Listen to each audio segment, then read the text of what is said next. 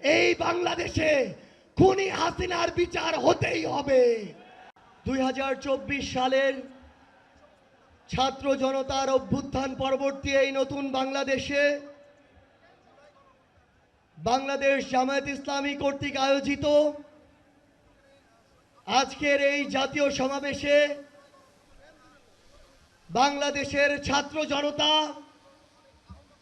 আমার অভ্যুত্থানের সহযোদ্ধা, জাতীয় নেতৃবৃন্দ সকলকে জাতীয় নাগরিক পার্টি এনসিপির পক্ষ থেকে সশ্রদ্ধ সালাম। আসসালামু আলাইকুম ওয়া রাহমাতুল্লাহ। সংগ্রামী সহযোদ্ধারা, অভ্যুত্থানের 1 জুলাই পেরিয়ে আমরা আরেক জুলাই এসে উপস্থিত হয়েছি, কিন্তু বাংলাদেশ থেকে মুজিববাদীদের ষড়যন্ত্র এখনো শেষ হয়নি। গোপালগঞ্জে এখনো মুজিববাদীদের আস্তানা ঘেরে রয়েছে। মুজিববাদীরা এখনো বাংলাদেশের বিভিন্ন জায়গায় সক্রিয় রয়েছে। এই মুজিববাদ একটি আদর্শ। শুধু আইনিভাবে এই মুজিববাদের মোকাবেলা করা যাবে না, আমাদেরকে অর্থনৈতিকভাবে, রাজনৈতিকভাবে, সাংস্কৃতিকভাবে এই মুজিববাদের কোমর ভেঙে দিতে হবে। আমাদের মধ্যে রাজনৈতিক মতপার্থক্য থাকতে পারে, কিন্তু এই মুজিববাদের প্রশ্নে, এই স্বৈরাচারের প্রশ্নে অভ্যুত্থানের সকল শক্তিকে ঐক্যবদ্ধ থাকতে হবে।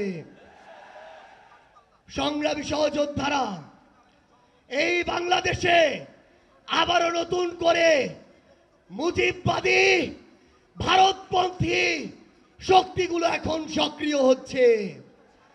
আমাদের মধ্যে মতপার্থক্য থাকতে পারে, কিন্তু এই বাংলাদেশে বাংলাদেশপন্থী ব্যতীত কোন দেশপন্থী, কোন বাদপন্থী, কোন শক্তির আর জায়গা হবে না।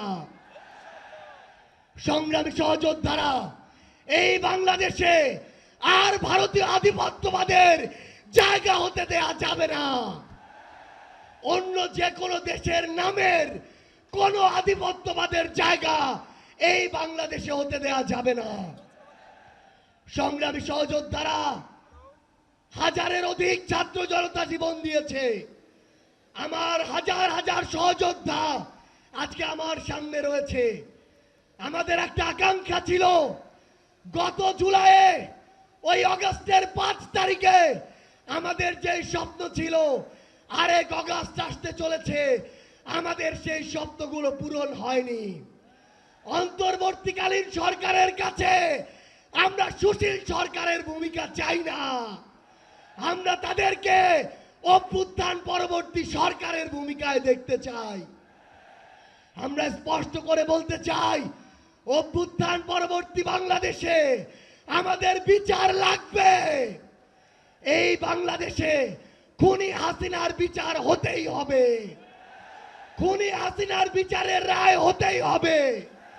খুনি হাসিনার বিচারের রায়ের কার্যকর আমরা দেখতে চাই। আমরা স্পষ্ট করে বলতে চাই, এই বাংলাদেশে বিচার বিভাগকে কোন দলের বিচার বিভাগ হিসেবে আমরা দেখতে চাই না। আইন শৃঙ্খলা রক্ষাকারী বাহিনীকে ক্ষমতার তোষামত করা বাহিনী হিসাবে আমরা দেখতে চাই না।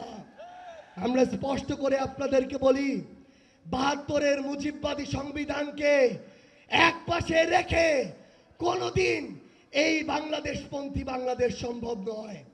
আমাদের নতুন সংবিধান লাগবে, আমাদের গণপরিষদ নির্বাচন লাগবে, আমাদের নারীদের অধিকার আমাদের নিশ্চিত করতে হবে, আমাদের সংখ্যালঘু ভাই বোনদের অধিকার আমাদের নিশ্চিত করতে হবে।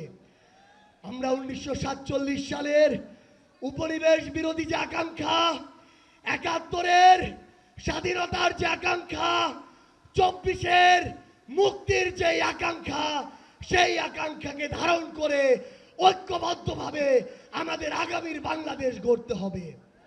আমরা স্পষ্ট করে সর্বশেষ একটি কথা বলে যাই, ফ্যাসিস্ট বিরোধী 24-এর শক্তি আমাদের ঐক্যবদ্ধ থাকতে হবে। তবে ঐক্যবদ্ধ মানে এই নয় যে আমরা কারো অন্ধভাবে দালালি করব। কেউ যদি চাঁদাবাজি করে আমরা সেটা মুখের উপরে বলবো, কেউ যদি সিন্ডিকেট চালায় আমরা সেটাও বলবো, কেউ যদি দখলদারিত্ব করে আমরা সেটাও বলবো। তবে আওয়ামী লীগের প্রশ্নে আমরা ঐক্যবদ্ধভাবে আমাদের লড়াই চালিয়ে যাব। সংগ্রামী সহযোদ্ধারা, রাজনীতিতে প্রতিদ্বন্দ্বিতা থাকবে, প্রতিযোগিতা থাকবে, কিন্তু রাজনীতির যে সৌন্দর্য, এই সৌন্দর্য যেন আমরা ধারণ করি, তাহলেই আগামীর বাংলাদেশ সামনের দিকে এগিয়ে যাবে। রাজনৈতিক প্রতিদ্বন্দ্বিতা যেন ব্যক্তি আক্রমণে কোনোদিন রূপ না নেয়। ইনশাআল্লাহ ফ্যাসিস্ট বিরোধী 24 শক্তি ঐক্যবদ্ধভাবে আমরা আগামীর বাংলাদেশ গড়ে তুলব। আপনাদের সাথে আমাদের আবারও দেখা হবে লড়াইয়ের রাজপথে অথবা বিজয়ে। ইনকিলাব জিন্দাবাদ।